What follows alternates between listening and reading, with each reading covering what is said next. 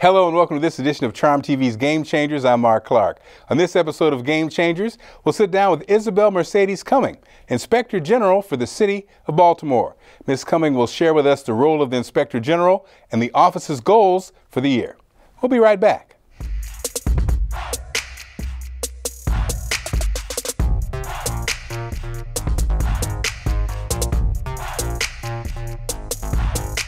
And we're with Isabel Mercedes Cumming, Inspector General for the City of Baltimore. How are you, Isabel? I'm good. How are you doing today? I'm great now. So tell me, what does Inspector General do? Well, an Inspector General is a very busy person. My job is to ferret out financial fraud, financial waste, financial abuse for the City of Baltimore.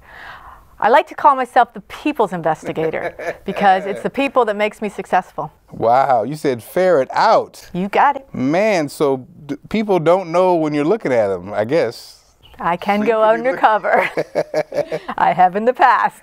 Now, is this for just regular people or this elected officials? Who do you look at? I look at all types of people that deal with the City of Baltimore. It could be, but there is a Maryland state prosecutor who works primarily investigating elected officials, and I used to work there. Wow. So my focus is really the citizens and how we can try to make Baltimore more efficient, effective, and not, any type of financial waste. Interesting. So what's your background? My background, I used to be an accountant, believe it or not. My first job was at 25 South Charles. I used to work for the accounting firm of KPMG. Then I went to Lexington and Liberty Streets where I worked for American National Bank. And then I went to law school and got my MBA, first MBA, then law school up at the University of Baltimore. And every day I would park up at the University of Baltimore and walk down Charles Street. So I knew Baltimore. And then I ended up working at the U.S. Attorney's office because I wanted to go after white-collar criminals. Because when I was an accountant, the only thing I really liked was fighting fraud. And luckily, it was during the savings and loan crisis. Wow. So you can imagine. So finally, I worked at the U.S. Attorney's office, and then I got hired to work at the Maryland State Prosecutor's office. And that was during the Jackie McLean case. And Jackie McLean was the comptroller of Baltimore City. And I got, by a miracle, I got put on that case, and that was just the case. It was in the front page of the Baltimore Sun every day, and Jackie had conflict of interest, and she also had made up a fictitious employee, and there was all sorts of interest and conflict. It was fascinating. So that really got me into Baltimore, and for 7 years I went after politicians and elected officials all throughout the state of Maryland. I went after sheriffs in Oakland, I went after councilmen down in Worcester County, Baltimore City, every place. And then I went and became a Baltimore City prosecutor. And there I got to work on cases like Johns Hopkins was my victim, Museum of Industry was my victim, the Susanna Wesley House, a home for battered women, money stolen. And we were doing case after case. And then I was recruited to work in Prince George's County for Glenn Ivy. So I was the head of economic crimes for Prince George's County.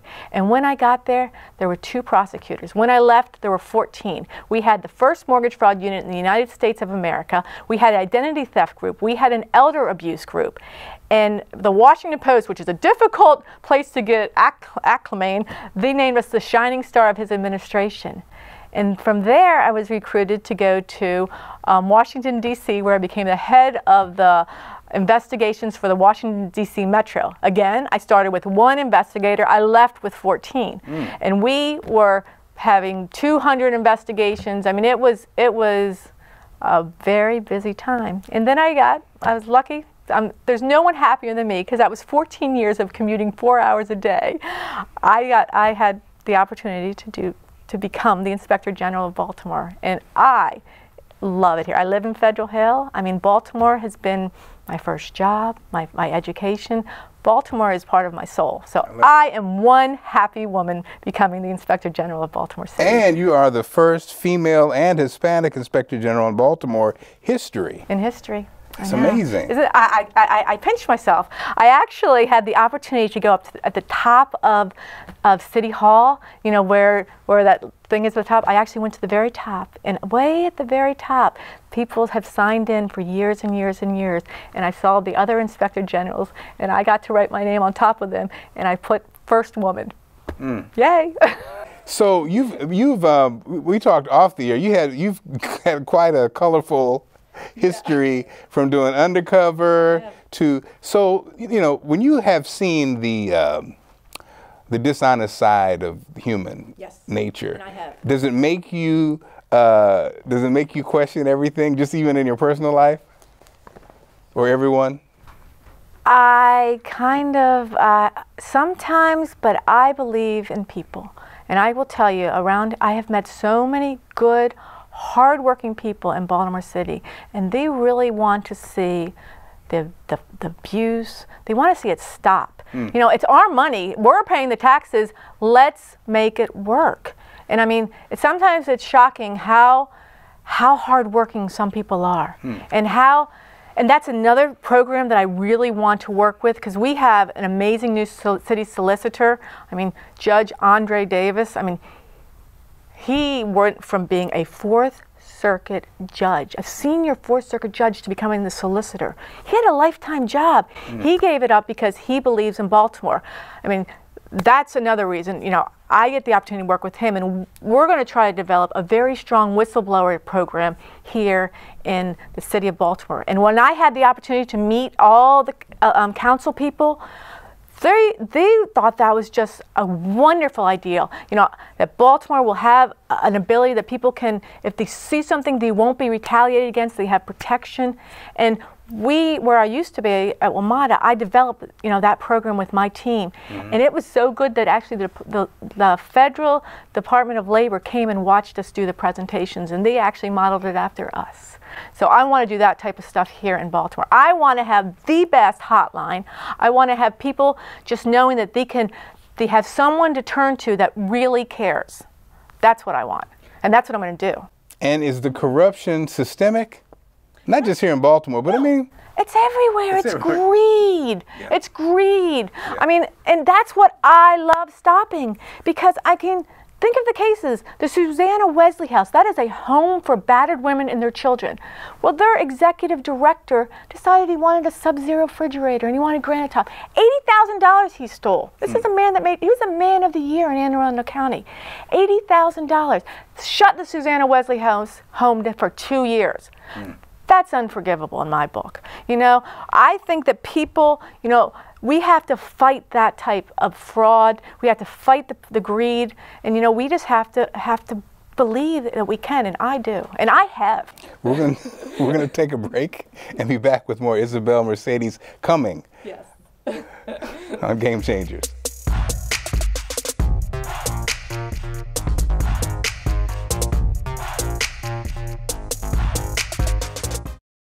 And we're talking with Isabel Mercedes Cumming, Inspector General for the City of Baltimore.